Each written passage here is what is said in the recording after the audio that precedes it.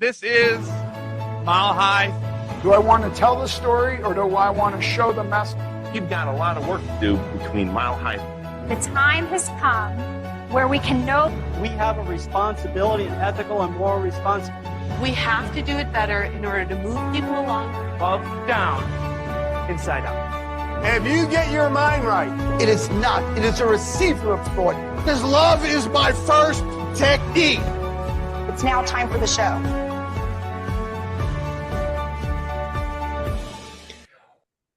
Welcome to the Mile High Podcast. This is your host, Dr. Daniel Knowles. Thank you for joining us from whatever altitude you are at. We are at Mile High, 5,280 feet, of course. And make sure you, first of all, hit subscribe, whether you're listening to this on iTunes or Spotify. Make sure you hit subscribe so you never miss any Mile High tick. Come out episodes every Thursday for years now, and you want to make sure you're in on every part of it. Secondly, make sure you go to riseuptomilehigh.com to join us in September. It will be Mile High 12. It's hard for me to actually fathom that that's the case. So it's Mile High Noon. We're going to have a country western theme. You want to be there because it's an old movie, High Noon. You know, in High Noon, the marshal decides to draw a line in the sand and he has to take a stand. And that's, you know, what Mile High is about relative to the chiropractic principles. So we look forward to seeing you there. And so riseuptomilehigh.com is where you can see all the details. And really grateful to have this incredible guest. Just about everybody who's anybody in chiropractic is aware of his impact. Dr. Stephen Franson is really an incredible champion of chiropractic. He really, over his 20 years of clinical practice, has developed incredible systems, which is why people call him the systems guy, and have started remarkable practice, as you can see by his hat. Right? So he's got dialed in the logo on the top, and I'm kind of envious of the hat here. Okay. He's a sought after speaker. He was listed as one of the 25 most influential chiropractors in 2017. Super grateful to hear that he has a book out that you are going to want to pick up, The Remarkable Practice, Chiropractic Practice and Business Coaching. So, you know, I'm sure we're going to dive deeply into teams and systems, and more. He's a graduate of Life University. Thank you for joining us today, Dr. Stephen Franson. Dr. Daniel, it's great to be here, man. Always a privilege, and it's totally my pleasure. I'm excited to be in this conversation with you today. Well, you know, first of all, you know, people may know some of these accolades of things about you, coaching program, you know, impactful practice, but they may not know you. So let's have people get to know you personally a little bit first. How'd you find your way into this world that we call chiropractic? Oh man, I'll do an abridged version of this story. I'll see if I can hit the fast forward button.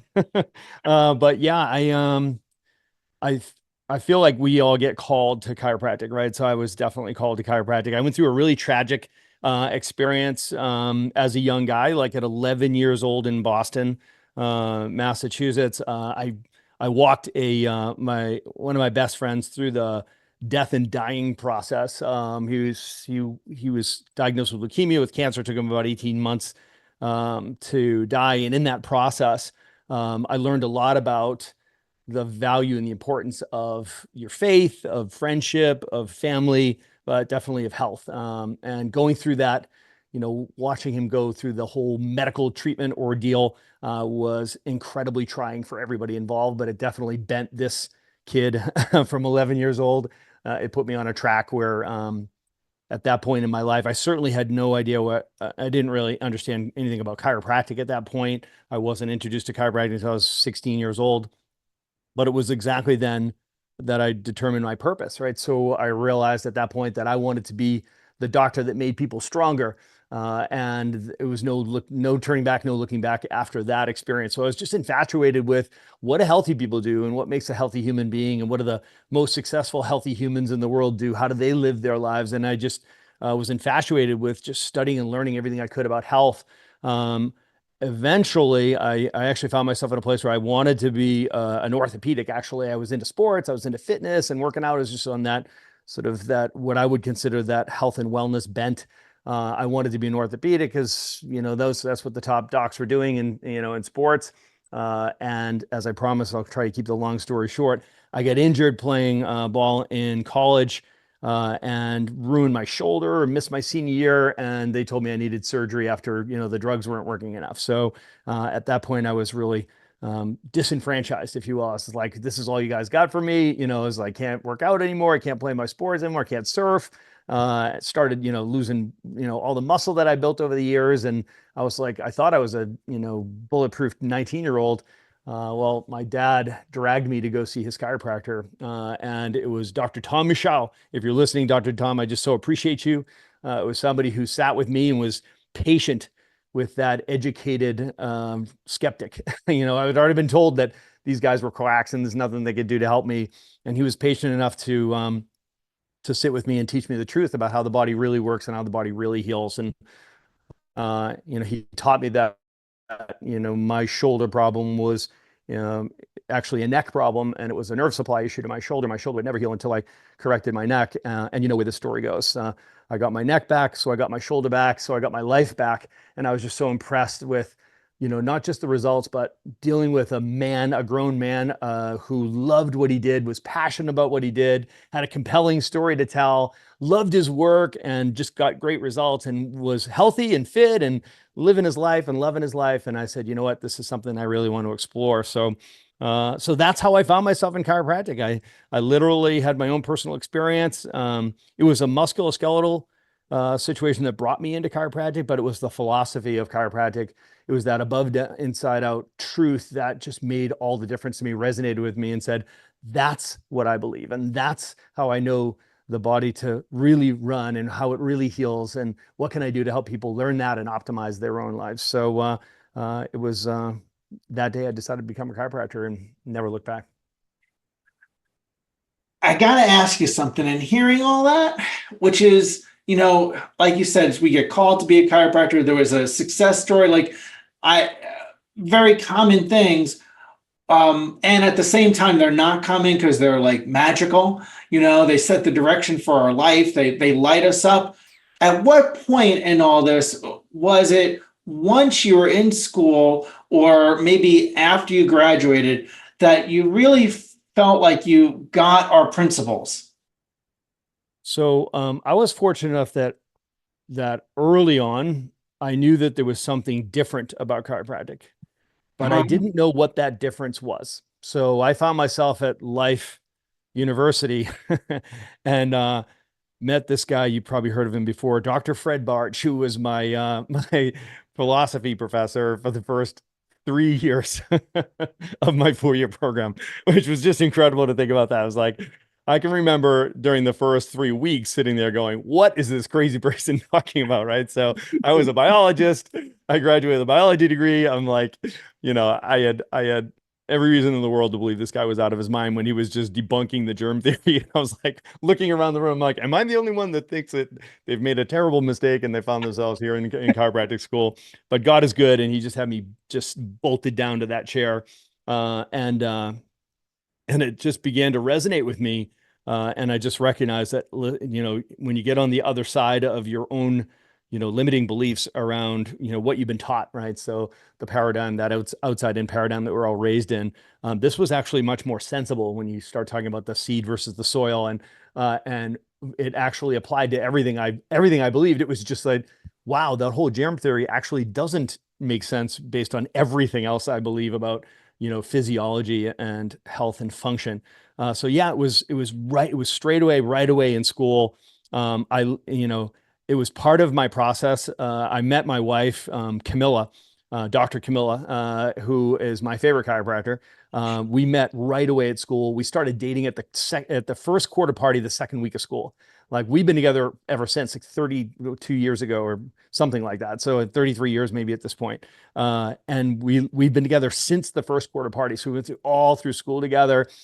She was inspired to become a chiropractor by an awesome chiropractor, Dr. Lynn Burr. And he was a Gonstead fellow. He has since passed, but he was just such a genius. He inspired her. She had come over as an exchange student from Sweden. And she was a one-track mind. She was like, I'm going to become a Gonstead chiropractor. So of course, that's what I was going to become because I was chasing her all around campus. I would have followed her anywhere. Fortunately, I followed her right to the Gonstead Club. And yeah, before you know it, I was a full-blooded Gondroid all through school. And it was really there where I fell in love with chiropractic. It was there where I found my mentors, the people that I could look up to who could answer my hard questions and give me that guidance and be those guardrails and answer the tough questions that I had that I needed to see somebody else walking it out and living it out in a way that that was clear and compelling. And the systems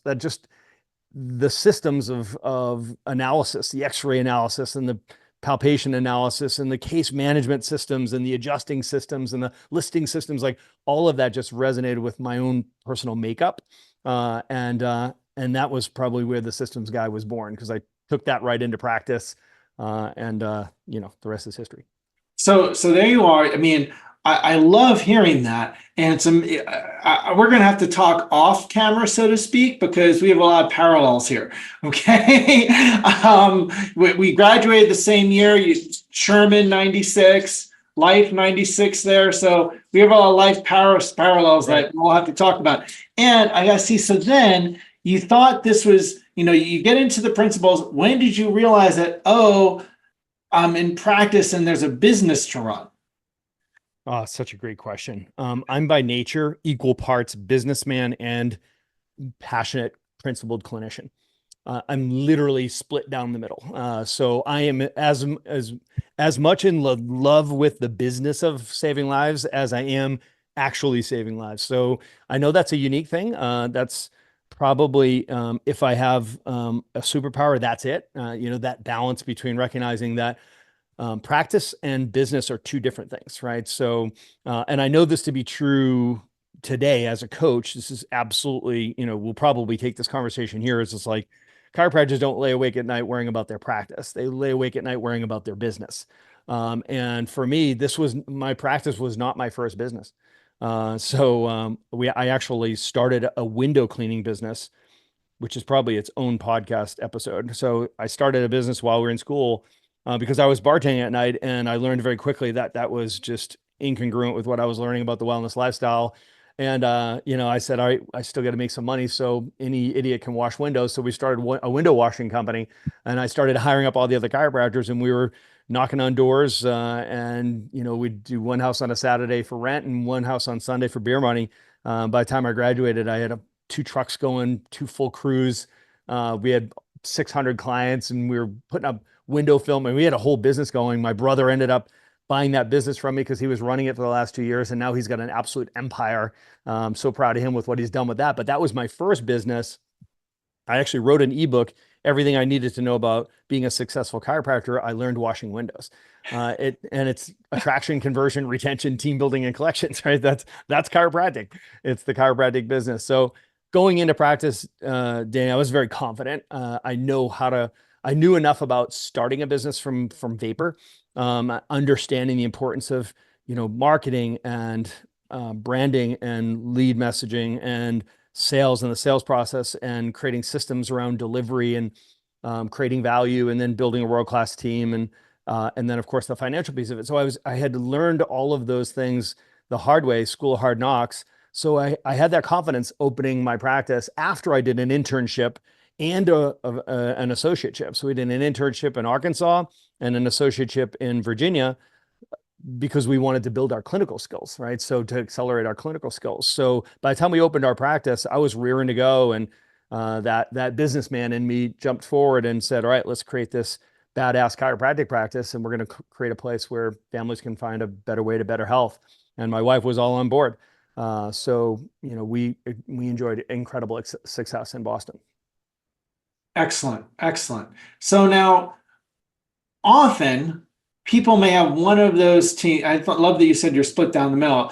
Will have one of those two things be elusive, either the philosophy, the principle, or they'll have the business be elusive. Do you feel it's important, or how important, because I know the answer, how important is it for those to be in alignment or to be congruent, the philosophy and the business? So let me drop one construct first, is to recognize that there's a difference between being a chiropractor and being the owner of a chiropractic business. Mm-hmm. Those are two different things. You can be a world-class chiropractor and never own a practice and never own a business. In fact, we do a type of test called a cognitive test. We profile out all of our clients, and truth be told is about 75% of chiropractors should probably never own their own practice. They're not entrepreneurial by nature, right? So they're loss averse, they're risk averse. They're so stressed by the concept of just building and owning and all the brain damage that that comes with owning a business that energizes guys like you and I who are entrepreneurial by nature. You can be a business owner.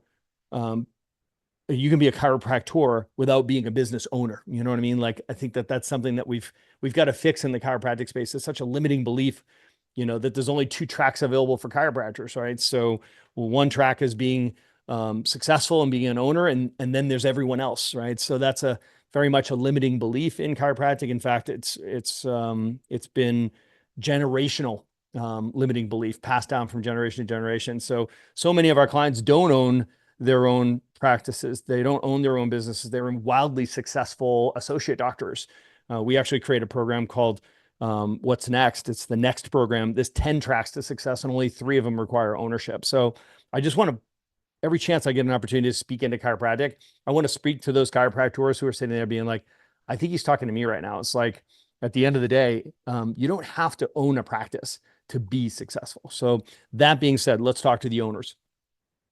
If you are the owner, we've been taught this 3-legged stool concept in chiropractic, right? The art, science, and philosophy of chiropractic, right? So it's a beautiful story, right? So when we talk about the art is, of course, how we do what we do, and the science is what to do, and the philosophy is why we do what we do. It's a beautiful story. But if you're going to be a business owner, it's an incomplete one, because there's a 4th leg to that stool, and that's called business acumen. Right. So understanding that there's a whole separate and distinct skill set when it comes to actually starting a practice, starting a business, owning a practice, owning a business. That business acumen is very often, I think what you're alluding to, is the derailer, right? So for so many chiropractors, they've got their philosophy is super strong, right? They're just steeped in the principles, and they're able to convey and share that story, and it's really what shapes and drives everything that they do. There are doctors who are their strongest leg is the science, right? They've studied and they've just have all the information, they know all the research, and they're super heady when it comes to exactly what to do, right? So, and then there's those that are the artists who are so into their technique and fantastic with their analysis and their adjusting, and they have incredible skills. But so often it's that 4th leg that derails people, where they just realize it's like, listen, I know how to practice, even build a busy practice, but I don't know anything about business. I don't know how to run a successful business, which would, of course, mean productive and profitable. Mm-hmm. Right. And that's important, because you want to see, that's important. I always say 4-legged stool too. As you want to see those align, because people can run their business one way and not actually deliver what their philosophy is supposed to deliver. They could, run things philosophically and not deliver what they want to deliver financially in business in terms of profit or support their family or employ people. So you wrote the book, okay? The Remarkable Practice, the Definitive Guide to Creating a Successful Chiropractic Practice. See, now I'm jealous. You got the book there and you got the hat, like right there, and I don't have either. So, so what are some keys to that guiding and creating a successful practice? So let's start with that word success. We're very cautious as a, in the Remarkable Practice coaching business, we're very cautious that we don't project on people. I think you probably had a similar experience that I did, which was very early on, somebody projected on me the idea of success. Like, somebody told me what success means and what it looks like. So people use the term success all the time. And the reality is what they typically mean is busy, right? So this is like, I'm going to run a busy practice, like a successful practice. The truth is that, those two things don't necessarily equate to one another. So everyone wants to make a bigger impact and everybody wants to make a bigger income, right? So when it comes to success, I won't tell you what success looks like to you, or, you know, for anybody listening, everybody's got their own personal picture of their own vision story for success. Like, what does success look like to you? It's incredibly important process to go through where you unearth your own definition of success, right? So what does success look like to you? So I won't tell you what it looks like, but I'll tell you where it lives. So success lives where you have alignment between three very important elements: your core values, your vision story, and your behavior. So how good is God? That's the word, alignment. Success lives, sustainable success lives with is alignment between core values, what's most important to you, vision story, which is what does success look like to you, and your behavior, which is how do you choose to invest your time, energy, focus, and money. When you have alignment between those three elements, this is where you enjoy success. This is where you find the joy, the passion, the energy. This is where you find sustained success, right? So you'll find ease and peace of mind. Wherever there's any misalignment there, wherever there's any subluxation there, there's stress, and that's where you find dis-ease, right? So this is where you see breakdown and degeneration and destruction, right? So I love the expression, Patchen Temple says this all the time, is that contradiction leads to destruction, right? And the degree of the destruction is a reflection of the degree of the contradiction. What does that mean? It means the contradiction between those three elements. Your core values, what you say is what's most important to you, right? Your vision story, which is what does success look like, and your behavior, which is how do you behave, right? So if I didn't ask you what are your core values, and I didn't ask you what your core value, your vision story was, and I went in and I watched how you practice, to your question, if I watched how you practice, would I see alignment, right? Would I be able to tell you, Dr. Daniel, I'm looking around here and I'm guessing your core values are, you know, service.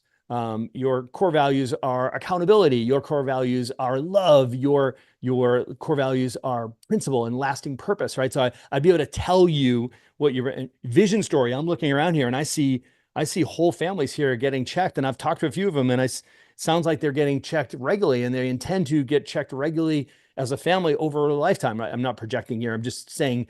I'm guessing, knowing you, I would say that's probably a manifestation of your vision story, right? So what I would see is alignment between what you said was most important to you and your vision story of success and your behaviors, right? So it's so critical that we get those three things right. And for most people, when I started talking about core values and vision story, I'm afraid some people started rolling their eyes. They're like, oh my gosh, are we going to start talking about core values and vision again? Yes.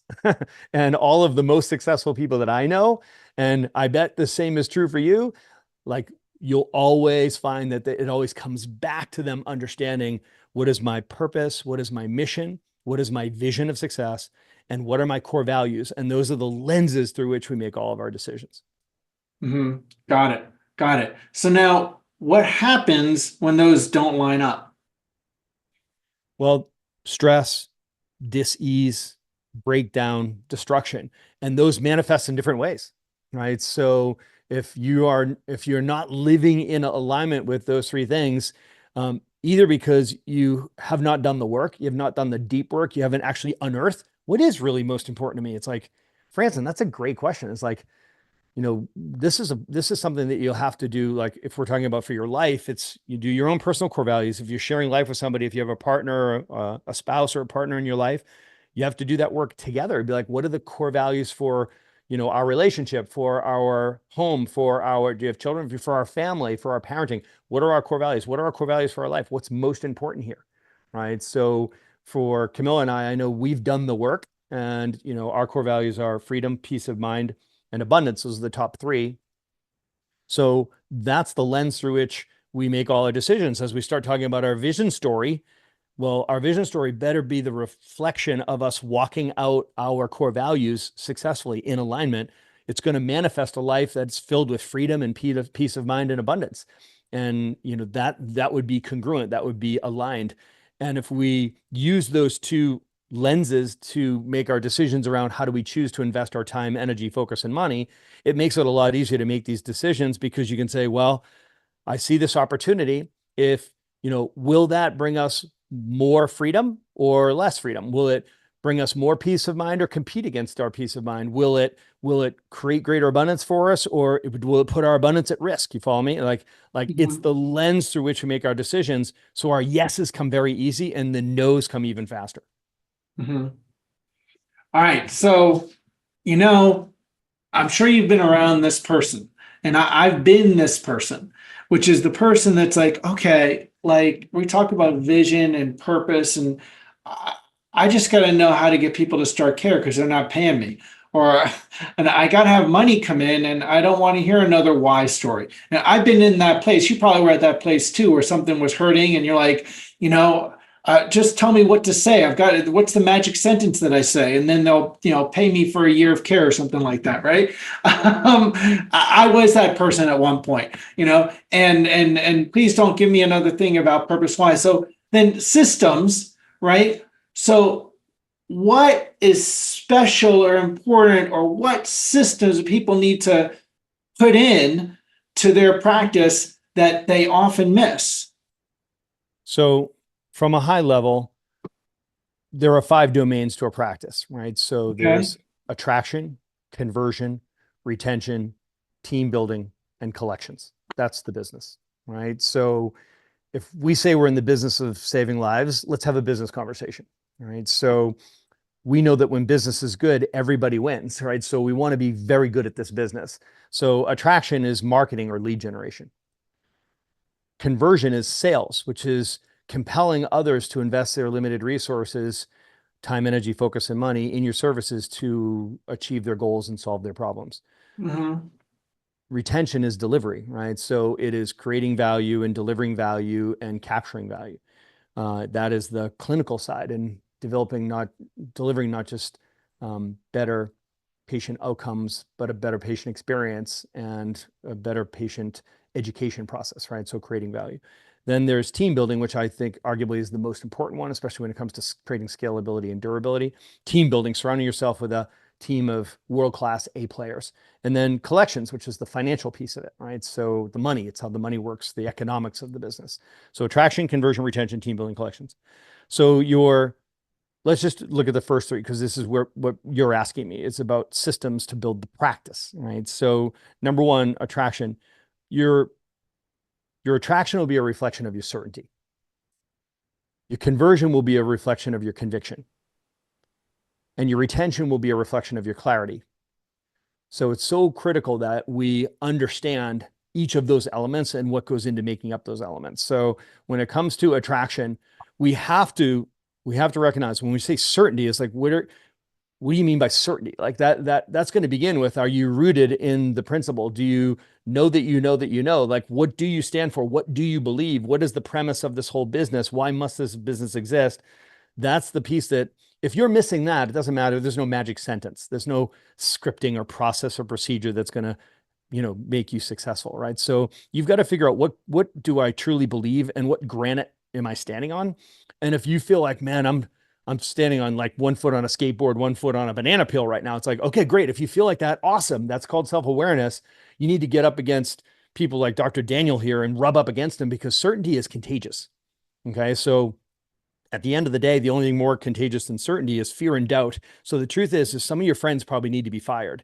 You probably need to spend less time with some people who are speaking fear and doubt into your life, right? So in spending more time at Mile High and rubbing up against that audience of people and getting steeped in the principle and the truth, the whole truth and nothing but the truth. So you build a level of certainty that people pick up on subconsciously.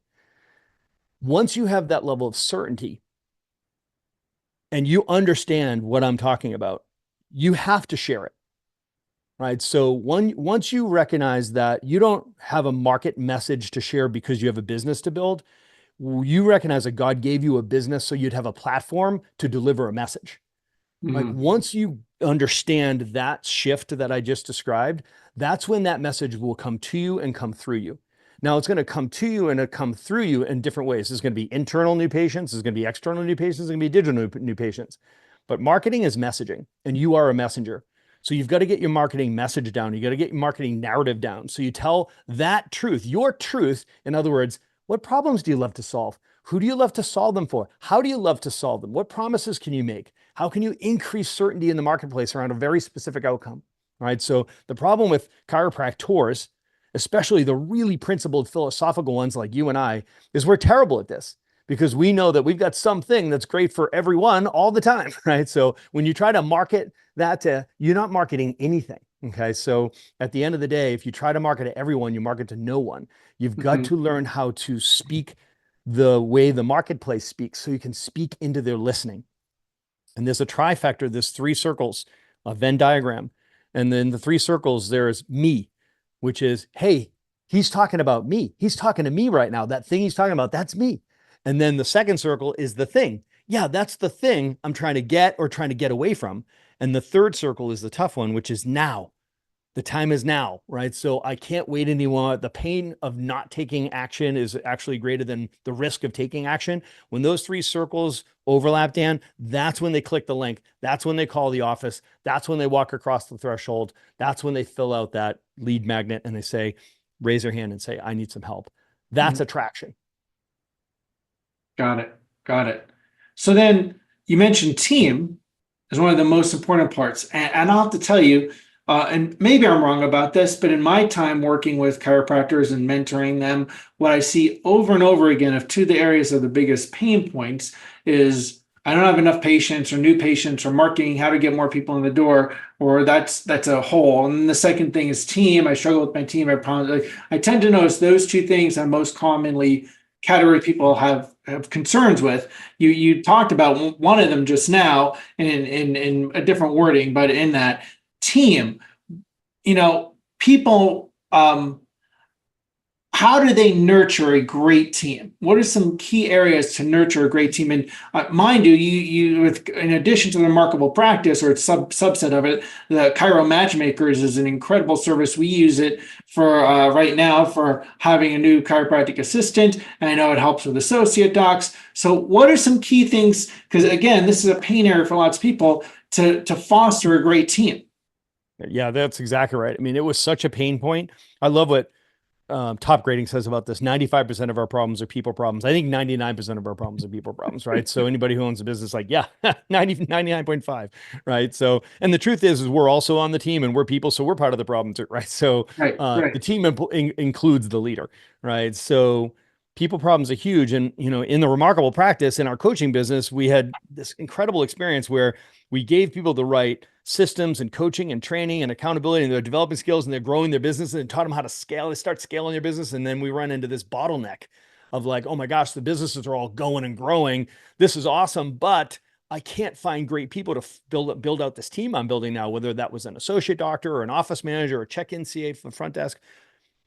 And we're like, oh my gosh, this is a bottleneck to our business, to our core business, to the coaching business. I'm like, has anybody slayed this dragon yet? And we had such great experience in our practice. We had 39 associate doctors. So, I mean, I cut my teeth in coaching, teaching these systems to we had an apprenticeship program. They could stay for 2 years and we train them up on everything. So I had a lot of experience in finding and vetting and hiring and onboarding and training, equipping and developing these awesome associate doctors that I'm like, you know what, let's start a business. We could start a business where we can help these owners, these chiropractic business owners, find awesome chiropractors. So we called it Chiro Matchmakers. And in essence, as the business grew, people were like, hey, can you help me find a CA? Hey, can you help me find an office manager? So now we have, we can outfit the entire team in Chiro Matchmakers, and we have virtual assistants, which is a fun new part of our business from this past year. We have virtual assistants. We call them VCAs, virtual CAs. And that business is just booming as well to be a bridge solution for people who aren't ready maybe to hire their next CA, and they need somebody, who can, help bridge the gap between now and when they're ready. And it's been an extraordinary success, which I'm very excited about because we're helping all these practices grow with either in between A players or fleshing out this whole team of virtual people behind the scenes. So they're doing it in a much more cost-effective way and much more profitably. But that's probably a conversation for a different day. So in my experience here of building world-class teams, I found that it comes down to something called the 4 rights, Danny. So it's getting the right person in the right seat, doing the right work the right way. Right. So what we recognize is that in a chiropractic team, just like any sports team or any band, or if you're writing a play, whatever, there are roles, right? So if you're in a band, there's a drummer, there's a bassist, there's a lead guitarist, there's a singer, right? Somebody's on the keys, somebody's on the horns, right? So there's different instruments to play different roles. If you're on a football team, there's the quarterback, there's the nose guard, there's the offensive lineman, there's the wide out, the tight end, right? So there's the kicker. Then that's just offense, right? There's different roles on a team. Every one of those roles comes with a very specific set of responsibilities, right? So that's called the job description.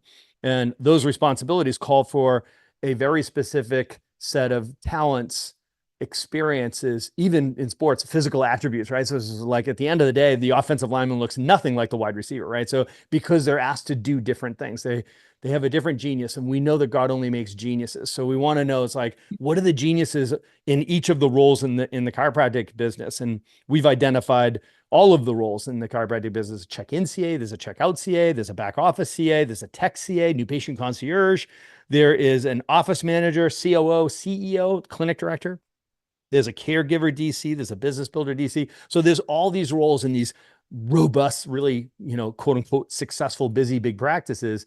And what we've done is we've defined all of those roles, we've organized all of those responsibilities, and we've identified who are the right people to go in each one of those seats. Mm-hmm. And it's objective, right? So it's not just, hey, I think person is hardwired to be a great business builder, associate doctor. It's literally this objective testing that we profile these people and say, yeah, this person's hardwired to be awesome at this role, or no, they're going to be awful in that role, put them in this role because of the way, because of their genius. So getting the right person in the right seat, doing the right work the right way, that's the meat of the whole team building sandwich. Mm-hmm. So I got to ask this. I don't know about you. We went to school at the same time, so it's possible. When I got out of school, my being told what success looks like. So I had that too, right? It happened to me. Where I thought the only thing I thought was successful was you had to see 1,000 people a week. If you didn't do that, you were a crappy chiropractor, right? If you weren't seeing 1,000 people a week by yourself, forever, that was what success was in the people that were around me at that time. And I thought, never have an associate. There's no reason to do it because I can do it forever by myself, right? That was at least the school of thought that I was around. And I learned that that's not a good, healthy school of thought. I learned later. Okay. So at what point is a good point for someone to have associate docs? At what point is it that would be say, maybe I should do that? So, the difference between owning a job and owning a business is businesses are scalable, they're durable, and they're transferable. So, we all love to say we're in the business of saving lives, and when business is good, everybody wins. That's the good news. The bad news is most chiropractors never build a business, they build a job. Right. And, there's a lot of consequences that come with that, right? So, for one, most people are just wildly they'll call it being wildly out of balance, right, between their home life and their work life, and there's just too big of a price to pay when it comes to serving. We mask it and we tell stories like, well, I'm on purpose and I'm on mission, and that's meanwhile they wreck their marriage, or they don't know their children, or they're a physical wreck. They lose their health, they lose their energy and their spirit and their passion, right? The story, right? So it's like I certainly went through it because I was one of those guys. I built the practice to 1,000 a week, and I was broken. I was smoked, right? So we figured it out probably about halfway there. That I'm like, yeah, I don't want to grow any more than this. 400 or 500 a week. I was like, the idea of doubling this place, kill me now. It's like the last thing I want to do is do 2x of this, right? And it was not until we figured out, oh, I'm just building a busy job for myself. I had painted myself into that corner. What I recognized was I had adopted concepts that allowed me to create scalability, and that was our systems. We had operationalized the business, so it allowed us to delegate to other people, but I had not created durability. And durability is different, right? So scalability implies that you can give more, love more, serve more, make a bigger impact, make a bigger income, but everything doesn't have to be done by you, right? You can actually learn how to leverage other people and systems, right? So that delegation concept is incredibly powerful and very positive. Then the next level is durability. That's when you can give more, love more, serve more, make a bigger impact and a bigger income, even in your absence.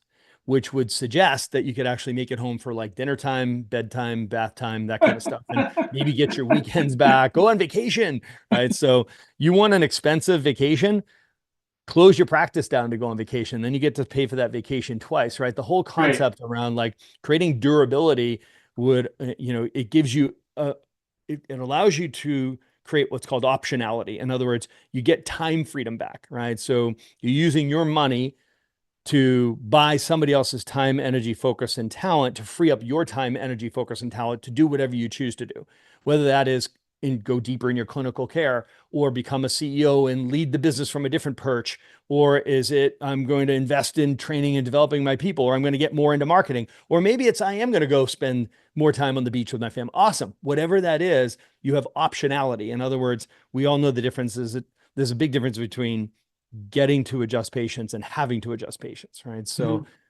I love adjusting patients. I never, every minute I owned a chiropractic practice, I was always in the adjustatorium. I never stopped adjusting patients. It was one of my 3 bullet points in my job description. But it was a big difference between getting to adjust people and having to adjust people. So to answer your question on the associate doctor, it's like, when do you want to create more optionality in your business? When do you want to create not just scalability, but durability? When are you ready to claw back your time freedom? Now, those are the sort of emotional and logistical questions to start asking to determine if you're ready. Like, because this is wicked hard to do, and you've got to make sure that you have figured out your big why. Like, why am I doing this? Why am I going to go through the brain damage of having another team member, specifically an associate doctor, right? So the how to do it, and then you start getting into the economics of it. There's obviously economic questions around, can you afford to bring on an associate doctor? Can your business afford to bring on your an associate doctor? And we teach our clients this. There's all kinds of, we have a program called Remarkable Money. We teach people economics of like the RPE, revenue per employee ratio. You should know what your revenue employee ratio is. If you're a single brick and mortar chiropractor, it's $250,000 per full-time employee equivalent. You should know what rule of 40 is, right? So you should be tracking your numbers in such a way where you know that your top line revenue growth expressed as a percentage year over year, plus your profit margin, true profit margin expressed as a percentage, those two numbers should add together and give you, should be 40, right? That's a rule of 40. There's all kinds of economic rules so that we're not guessing, and I'm not stressing anybody out right now, telling you like, oh, when you have this, when you're at this volume or at this, you're at this revenue level, then you can hire an associate doctor. If anybody tells you that, they do not know what they're talking about, right? So you've got to make sure that you're talking to somebody who understands the business of chiropractic as well as they understand the practice of chiropractic. Well, this is all super insightful, but I'm not surprised. I knew when we were going to be doing this particular episode is be super insightful for people. I want to ask you the next question in 2 parts. Okay, so which is, what does it take to be a successful chiropractor today? Okay, and the second part is leading into that. Well, how do you get in touch more with the Remarkable Practice? Okay, I would assume those 2 are connected somehow. Yeah, so I think I'm sharing something with you guys, something that is an incredibly powerful tool that it's called our accountability grid. I'll answer this question by framing out that giveaway. I just want to make sure everybody gets their hands on that. So there'll be a link here somewhere where people can download that. And I want you to understand, how to use this tool. So can I answer that question explaining this tool, Daniel? Because if they absolutely. If they get this, they're going to be so far down the path of taking their business to the next level of success based on their definition. Okay. So this accountability grid is a tool that we use to audit a practice, right? To assess a practice. Okay. So here's my premise. The chiropractic business is a living organism. Okay. And we as wellness practitioners, if you're a principled chiropractor and you have a wellness orientation, you're very comfortable telling patients, telling your practice members, telling another human being that the natural state of a human being is to express health. Okay. And if you're not expressing health, that means that you are simply experiencing interference to the natural expression of health, right? So as James Chestnut so beautifully put it, there's only 2 things that cause interference. There's toxicity and there's deficiency, or both, right? So there's toxicity. In other words, there's something in your life that doesn't belong, right? And that it's inherently toxic to your cells and to your body. and it's creating interference. Or there's a deficiency, there's an essential nutrient that's missing, something that needs to be there. And because you're missing that nutrient, that's creating the interference to the expression of the natural state of the body, which is health. Would you agree? I mean, I think this audience is all nodding their head being like, yeah, Right. totally get that. So then what do we do as wellness practitioners is we'll assess their lifestyle, how they choose to eat, move, and think, et cetera. As the chiropractic wellness lifestyle will tell you, this like, start doing this, stop doing that, and you reconcile the toxicities and deficiencies and clean up your act, right? And one of those deficiencies might be proprioception from subluxation, or a toxic input nociception from subluxation in the brain. Those are toxicities and deficiencies, and the adjustment is how we reconcile that, right? So we're removing interference. Once you remove the interference, stand back and let the body do what it does best, which is restore health and stay healthy, okay? If you look at the chiropractic business, the chiropractic practice, the same way you look at a human body, the natural state of a chiropractic practice is growth. The natural state of a principled chiropractic business is growth. And if you're not growing, and I mean readily, not easily, but readily and steadily, it simply means that there's something that's interfering with that growth. And just like with the body, there's only two things that cause interference. There's toxicity or deficiency, or both. Toxicity. There's something there that shouldn't be there. There's something there that doesn't belong. There's something that you're doing, or something that you're saying, something that you're offering. Maybe it's a person, right? And there's a toxicity in that clinic that's creating that constraint on that business. It's creating that interference. In business, it's called a constraint, right? Or maybe it's a deficiency. Maybe there's something that you should be doing. Maybe there's something that you should be saying, right? Maybe there's a gap on your team, a person that like, I mean, we have a horsepower issue, or we're just missing that natural promoter at the front desk, or man, I heard you say business builder, associate doctor. What's that? Maybe I think I'm missing that, right? Like there's a deficiency there, or maybe there's a policy that needs to be in place, right? So something is missing, and that creates a deficiency. And now that deficiency is the root cause of the interference or the constraint on your business. So our job as a coach is to look across the landscape of that business, look across the domains of the business: attraction, conversion, retention, team building, and collections, and identify where the toxicities, where are the deficiencies associated with the constraints in your business, and reconcile those. Remove the interference and get out of the way, and let the principled business do what it does best, which is grow.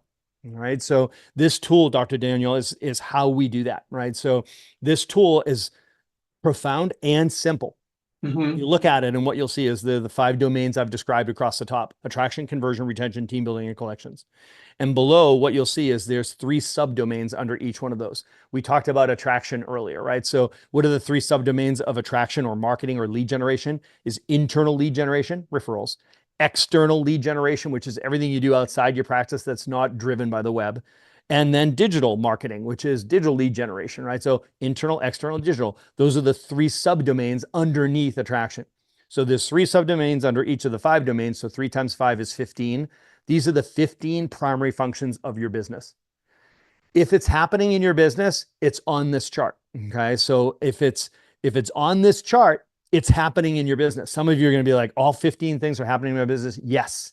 The question is how are they functioning, right? So these are like organs and organ systems, right? So we look at our practice and we ask 2 questions for each of these 15 primary functions. The first question is it optimized? Is it optimized on a scale of 0 to 10?